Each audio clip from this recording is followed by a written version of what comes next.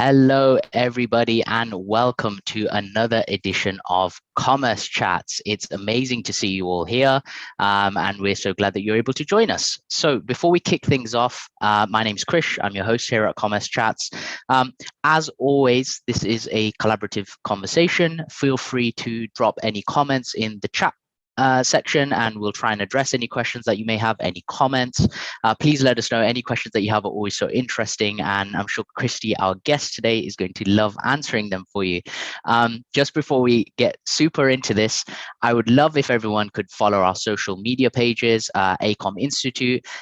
Keep following, get involved. You'll see new updates, new things that we're working on, and education that we're offering for everyone in our ecosystem. Also, it does help as well if you like and subscribe and comment as well on our videos. I always appreciate it as well. We have our EICOM digital leading digital transformation program, our executive program, happening in October this year as well. Our registrations are open. Please join out, go to our page, eicom.org, register, have a look at what we do, and join us. If you're interested in conversations like this, we spend a week deep diving into conversations similar to this that are real business cases, real examples with people from the industry at the top level of the industry, and you're able to really immerse yourself and spend some really good time with them as well to really understand what they're doing on a day-to-day basis. So yeah, definitely check it out. Reach out to me as well if you have any questions. Now, we're going to jump into a really interesting topic today. It's going to be about the Europe e-commerce market, and we're going to be talking about growth in crisis times, which I'm sure some of you will agree that we are in a bit of a crisis time with different things happening across the globe. Again, we're going to go into these, but from the conflict happening in Europe between Russia and Ukraine, from different geopolitical issues that are happening, from financial, economical issues, as well as governmental policy issues that are taking place, that I'm sure that we're all keeping on top of. So today we're joined by an amazing guest speaker. His name is Cristi Movilă. He's the Eastern European General Manager for VTEX. Cristi, it's great to have you here. Thanks for joining us. Thanks a lot, Krish, for having me, and really nice to see everyone. Thanks. Perfect. So, Cristi, just before we kind of get into this, could you give us a bit of an introduction as to who you are, what you do, maybe what VTEX does, and if you've got a bit of time, what you've done in the past as well? What's led you to where you are now? I'd love to know. For sure. Just to connect to your introduction, I think the most important and one of the most amazing things that I lived was the EICOM transformation program from Cambridge. So I was part of that, I think, in 2018, and it was amazing. How you enter into the mindset and how you stay there connected for a full week with like-minded people. I think it's something that you cannot reproduce nowhere else, and you have that. Let's say, atmosphere from Cambridge, that it's amazing. That's one thing. I've been in the industry, in the e-commerce industry, since 2007, since I was 19 years old. So I'm quite old, let's say, in this industry. I started from scratch business units inside large companies. I started actually with a website selling shoes in 2007. It was one of the first websites to sell shoes in Romania. Then I went to Coty Cosmetics, the world leader, let's say, in cosmetics. They are one of the biggest companies, and it was an amazing experience. Also built their B2C projects, B2B projects, so online stores, mobile application, and all of those things. So leading kind of the transformation, the digital transformation of the company and the digital project. And then I came back to the fashion industry with Otter. That is actually one of the biggest company in this industry from Romania. They have 7 different brands of stores, including Aldo, Clarks, and some that you might heard or you might have seen. They are managing that in Romania and abroad. And also I had an experience with selling abroad from Romania. So with this company, we expanded in Czech Republic and in Austria. And also with a startup that I created in 2018 after I left Otter. And before I joined VTEX, we are also selling abroad in Spain, Italy, France, and somewhere in Asia, color contact lenses with a big company from here, from Romania. We created a startup to sell abroad only. And now I'm leading VTEX. I'm on the other side of the table, let's say, and I'm leading VTEX in Eastern Europe. VTEX is the company providing not only technology for retailers, for big companies. So we are partnering with them. We are a team of commerce experts. So I took the CMX level 3 from the certificate. It was kind of a struggle, let's say, to be honest, because you really need to be an expert. Although I was like 13 years, because I took it 1 year ago, 13, 14 years in this industry, it was hard to pass all the parts of the exam, and that was the great to have this achievement as well. So right now, what we are doing here in Romania, we already have big customers, and we already see the challenges of those big customers. We are also seeing, and from my perspective, I'm also seeing the market from Romania, Poland, Czech Republic, Bulgaria, where we are kind of doing business, have customers or targeting the market. I'm already seeing most of the challenges and a lot of businesses. How is this going as we speak? One of the main changes that was happening in the last 2 years, as anyone knows, it was the start of the pandemic that came with a lot of people online for the first time, came with an acceleration on food and goods that were for immediate necessity, and also came with a lot of investments done from most of the big companies. Also with a huge challenge on the human resources perspective. So the need grew, the demand grew that much that it cannot cover it. It could not be covered by the specialists that were available on the market, and we couldn't develop more in that short time. So that was also a crisis, I would say. And then in the region, it started the war with the invasion of Russia in Ukraine, and that was also one of the, let's say, tipping points of everything. It was basically in those 2 weeks, traffic went down and everything went down. Everyone was in expectance. Now with the inflation and all of those points, there are a lot of things happening in the market, but in all the markets, worldwide, I would say, but also it comes with a lot of opportunity. So Right. This is also very important to look on the part where we can actually win. No, yeah, absolutely. Really interesting points there. Just touching upon your first one about the certification, actually. If any of those are anyone watching is interested, go to commercecertification.com, have a look, register for the next ones. They're very interesting, and there's a lot of information on our website where you can deep dive into that. Just touching upon some of the things you were saying there, Cristi, what are the challenges then of these things that are happening in the ecosystem, these catalysts, these things, moments of change? What are the challenges of consumer behavior changes? So when the consumers change their behavior, what are the challenges from the e-commerce companies? Mm-hmm. For example, when the pandemic started, we overcome the penetration point, I would say, because, for example, in any domain or in any, let's say, new industry or something like that, there is a penetration point after which there are a lot of things happening. For example, what happened in the region was that to buy grocery online, it was kind of hard before the pandemic, from the logistics point of view, from the customer's point of view, because we didn't have that many customers. And it was like that point when the pandemic started that everything kind of happened, let's say. So it was more customers on board, more actions from the company, and more projects from the companies that were there. That was, let's say, a big change that happened.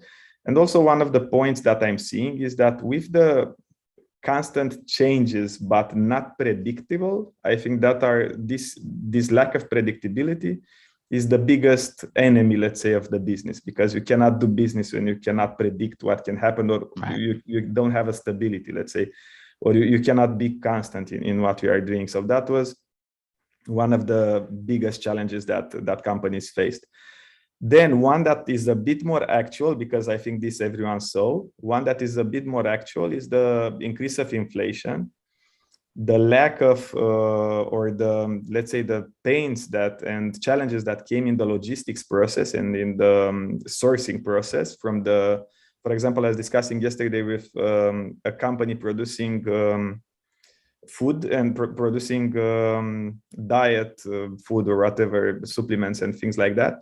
And they were saying that their primary matter was 5 times more expensive than it was before the than it was 1 year ago, actually, not before the pandemic, 1 year ago. So how can they sell the supplements with having the cost 5 times bigger? So that was the, let's say, one of the challenges that we are facing right now, that customers are facing right now, because they will need to keep an advantage towards their end consumers and not grow the prices as it should.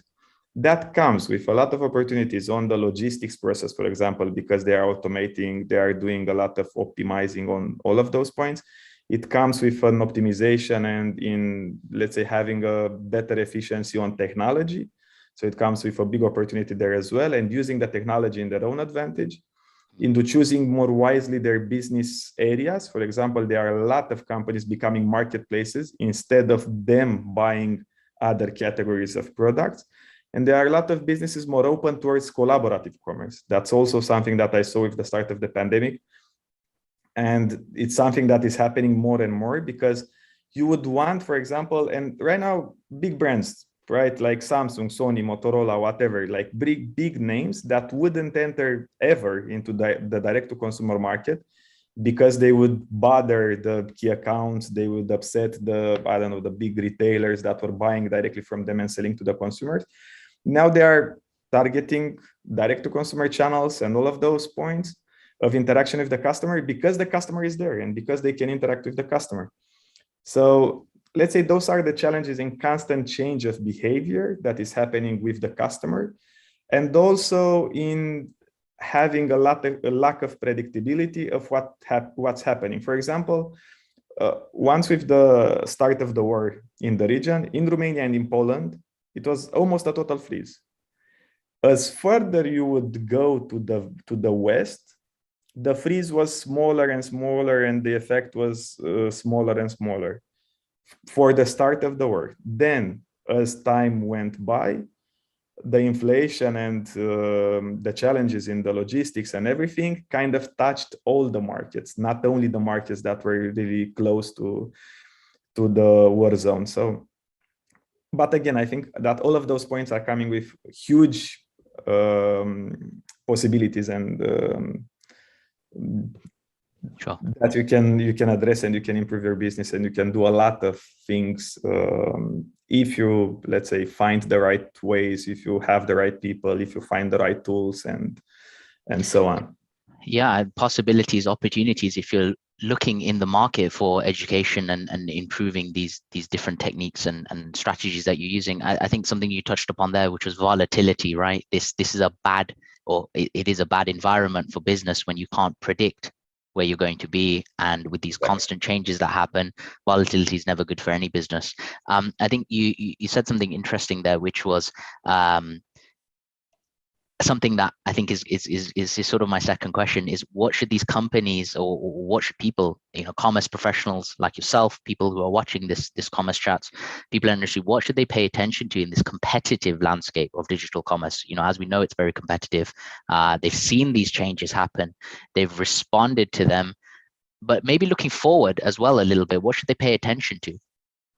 I was always obsessed on giving value to the customers. So, for example, when I was on the retail side, on the e-commerce websites and the retail side, I was constantly putting the question and having everyone in the team to ask themselves the question on why should the customer buy from me and not from my competitor? Because no one is living in a blue ocean where we are the only ones surfing the waves and so on. So no one is living in a blue ocean. It's not the case anymore, I think, in any industry. So how should I bring value, and how can I bring value to my customers? So why should they buy from me? Because I'm giving them value, because I'm actually giving them something. So I'm having an advantage, a differentiator in front of my competitors. And that can come from, for example, because right now we are seeing two sides of the coin. One is that big companies are becoming bigger and are becoming marketplaces. And it's the natural evolution of e-commerce and of commerce is to become a marketplace, because you cannot do it all. And there are a lot of companies doing that on one side. And on the other side of the coin, there are companies that are becoming, let's say, specialized stores, and also collecting a community next to them. So having a stronger and stronger community close to them. If we are talking about, I don't know, bio products or particular goods, let's say, for example, like photo cameras or video cameras, or you are the best in class of selling shirts or something like that. So you are becoming a specialized store and you give something to the customer. You have amazing services, amazing showroom, and you are giving something to the community. For example, in this case, with the store selling photo cameras and photo equipment, they are giving trainings, classes, and all of those parts for their consumers. So I think giving value is the most important part. Then in the more pragmatic approach, so this I'd say it's a bit more subjective and a bit more romantic, let's say, but it's very important because you need to have it. Otherwise, you are dead in the water.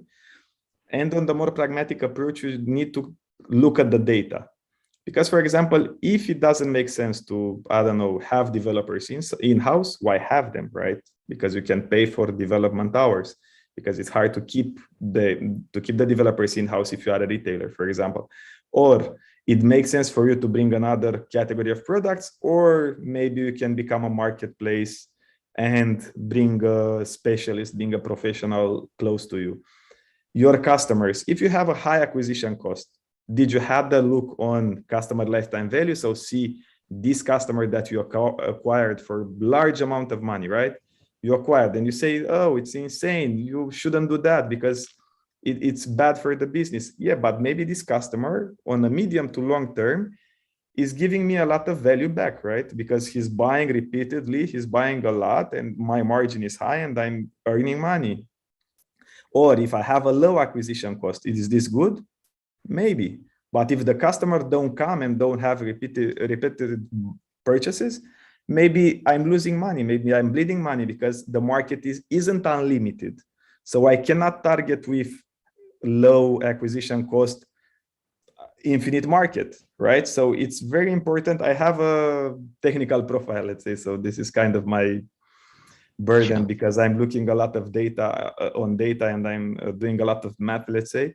And you really need to do the math. You really need to understand what's your core business and what actually brings you value and what makes you bring value to your customers. I think also this is very important. Yeah, no, it's interesting to hear your viewpoint from a technical point of view. I can really feel that from you, that you're really data driven. Just flipping the conversation, what would you give advice, if you were to give advice to a company or professional with the simple question of how do I survive? Because we know it's more than just the war that's happening right now, which is absolutely huge. It's a massive event that's taking place currently.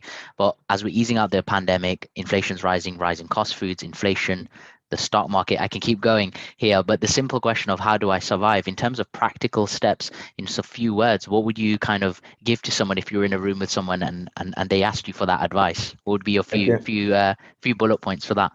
I can give you a very, let's say, practical example, because there is the difference between waterfall and agile. For sure, Agile is winning right now, because you cannot plan. When you finish planning, the market is totally different, right? You are planning because you are having a picture of the market and you are planning for future actions. So if you are planning, you're done planning and the market is totally different. So it's very important to be agile, to work in an MVP way. So to launch something and then to modify and then to adapt, to learn, to adapt, to launch. And also something very important, but I don't think that there are a lot of people aware.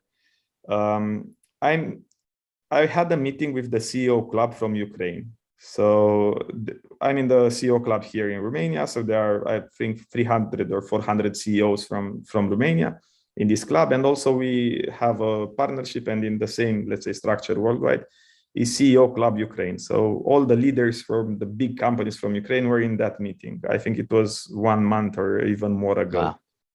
And they were saying how they adapted their business.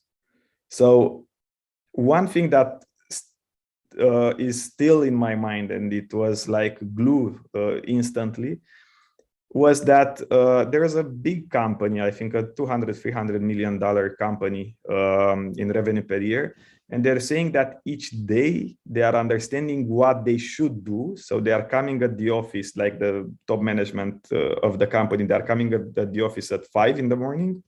And until 7, when anyone else is in the company, they know what they are planning for that day, because they are answering to the changes that were happening in the previous day and to what they are seeing ahead in that day, because they cannot see ahead more than one day. And they changed production from bulletproof vests to, I don't know, to having sheets for bed, and they changed everything from one day to another. So they adapted. So that's, I think, and if those companies survived in a war zone, and it was this big, it was companies that huge, and they survived in war zone, changing all of those things on a day-by-day basis, it means that it can be done. So it's only excuses that, oh, my company cannot change, I'm having all this structure and it's hard to change mentalities, it's hard to change processes and all of those. I think most of the time are excuses, and there is always a way. And also there is a lot of value in adapting. So in changing, in understanding constantly and adapting, even though we perceive the change as being more costly for us, at the end of the day, staying and waiting is not a solution right now. So I saw, for example, on the beginning of pandemic, 2 types of companies, one that adapted very fast, and the other type of companies that did anything because they were expecting for the stores to open in 2 weeks, 3 weeks, 4 weeks, and so on. So everyone knows what happened, right? 2 years after, it was still uncertainty, and stores closed, open, and restrictions on and off. And who won? The companies that adapted very fast. Although in the beginning you would consider, no, it's too costly to have this change, right? So I think this is very important, to adapt very fast and to respond very fast, and to work in a startup way and in a startup mindset, let's say. So I think this is insanely important right now. Yeah, and I love the idea of working for that day, planning for that day, whether it's literal in your sense, I think it was, but bringing that distance, bringing that timeline much shorter, which effectively makes sense. I also like the idea of this MVP stage, but I feel like that companies are balancing this in parallel with slowing down possibly investment in their own companies because of the crises that are happening, but also pushing innovation. And those two go in hand, don't they? Investment, innovation. But it kind of brings me on to my next question, which is the companies in our ecosystem. What are they focusing on? And really, we have this acquisition strategy for companies versus whether they go in survival mode or survival mode operation. Companies that are out there, what are your thoughts on what they're going to do, what they're doing? I'd love to know what you think about that. There are a lot of companies, at least the mature companies, let's say, okay, they are the companies that are starting and that are testing a lot. And I wouldn't say that they are focusing on something, at least, or now they are focused on survival. So they are kind of understanding what they can do in order to survive. But if we are talking about, let's say, mature companies and companies that are doing business for some time, most of them are focused on operations. So most of them are focused on optimizing the operations, so optimizing the supply chain, optimizing the logistics operations, optimizing even the, I would say, understanding and optimizing the customer acquisition, the customer retention. So there are a lot of companies right now trying to understand their business, at least in this domain, because until now, and I had this yesterday a presentation, I was in a panel in front of 5,000 people or something like that. I said, okay, guys, until now, at least in those markets, it was a period of, there are a lot of companies going like from inertia, you know, so they went because they were simply having the momentum of past growth and something like that, and only having customers that stayed with them, that are a bit loyal to the brand because it's, let's say that they were accustomed to do that, to purchase from them. Now it's not the case because the customers are very picky, let's say, so they have a closer look on what value do you bring to them, because if you are looking closer to your business, trying to optimize everything, the customers are doing the same for them, because having my wallet shared within the companies is my business. So I'm trying to optimize my business as well. I'm trying to optimize my purchases. I'm trying to optimize my trips to, I don't know, to a certain holiday or to a certain service or something like that. So I'm trying to optimize everything, like the business is trying to optimize their flows. So right now there are those two types. Ones that are focused a lot on, let's say, staying alive, so surviving, adapting very fast, understanding how the market is going. And a lot of them are winning a lot because they are adapting very fast. They are focused on survival, and they are earning a lot because they skip a lot of steps. And big companies that are focused on operational efficiency, investing a lot in technology, investing a lot in automation, investing a lot, because also there is another challenge as well, lack of human resources. And also because of lack of resources on the logistics and everything, a lot of companies are focused on automation. So on automizing a lot of processes, on working with software as a service, working with other companies and not having internal specialists on all the areas, let's say. So I think on those points on optimizing the business and having a broader look and a broader perspective, there are a lot of companies doing that. Yeah, absolutely. It's a very nuanced debate, isn't it? Which one is the right strategy for a company? I think something that I think we'd both agree on is that it's no time to stand still, and this is the time to move and get moving with whatever you're planning. It's possibly maybe a bit of stop planning, start executing. And also maybe if you are planning, bring that planning time a lot shorter and start getting out there, getting the feelers out, seeing what the market's responding to and what they're not responding to, and doing it faster. It's interesting you touched upon human resources there. I did want to see what you thought about, talent acquisition and retention for human capital inside these companies. Some people, there's a debate, if we reduce the human capital in a company, is it going to become more efficient? Are we going to lose talent that will go to competitors?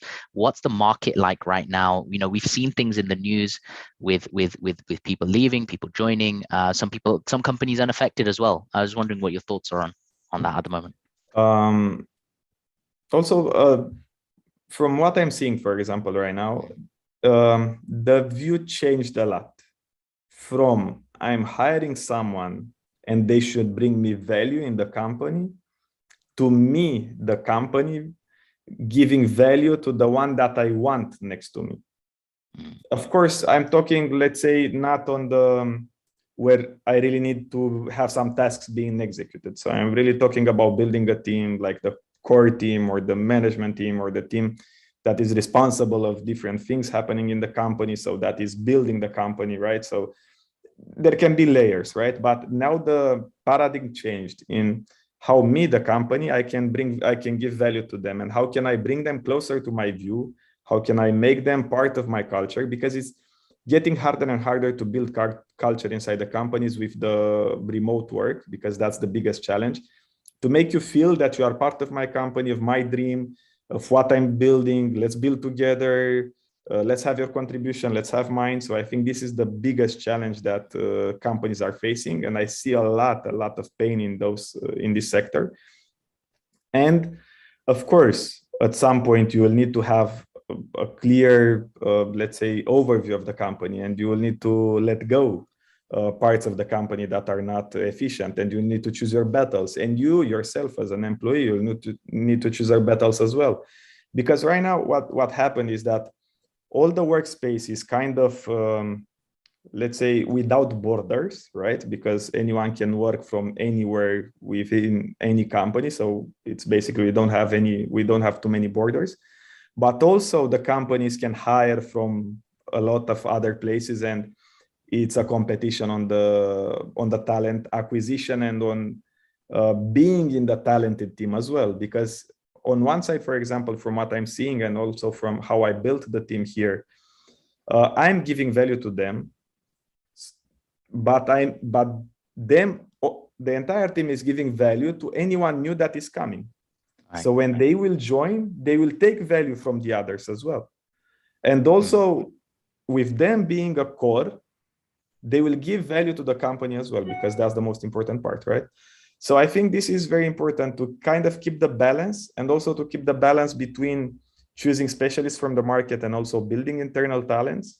I think this is also very important. But what I'm seeing, I see, because of the competition and because of again, the demand grew a lot than the market that was available. I see this change in, okay, how the company can give me value, and how can I be closer to the company's goals, to the company's objectives, to the company's mindset, and how can I develop myself and increase my development and increase my knowledge and everything within that company. So I think this is very important, and kind of changes the mindset from executing tasks and being there only executing, and okay, being there, maybe jump in the hierarchy chain with one step at a time, to actually being closer to the core of the company, to the heart of the company, to the value of the company. Because right now, kind of the entire company is shaped into the same objective. And when companies work like a single piece, they are surviving, and they are building they're building incredible things. So I think this is very important. Yeah, I like that.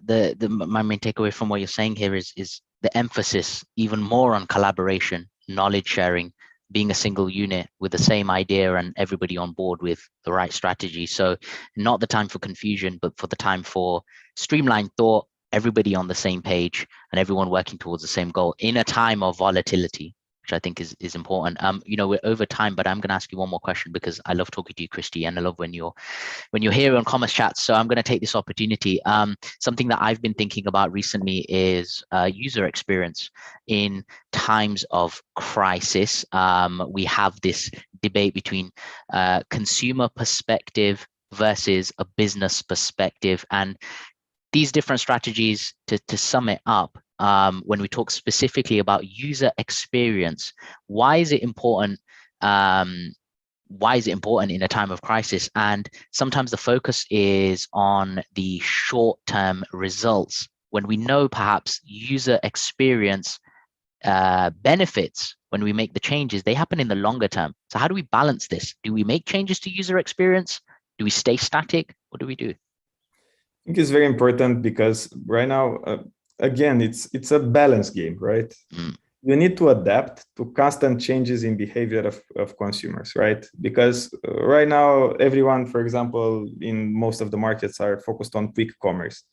I know a company here that started to sell televisions delivered in half an hour through quick commerce. So TVs they're selling, it's insane, right? Or people are buying phones, quick commerce. They want to have it right now, right? So it's very important to give the customer what they want, when they want, and also to be there, right? It's like that's very important. It's like touching the customer in all their points of interaction with your company, right? Then again, as you are saying, to build a culture, so to bring the customer closer to me and to stay there, to stay loyal, I need to plan on the long run.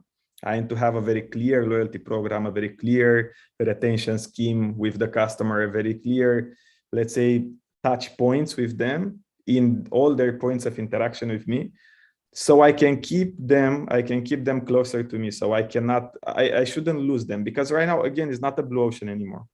You really need to give them value. You need to look very close to data, very close to the customer behavior. Talk with them. That's very important. Talk with them.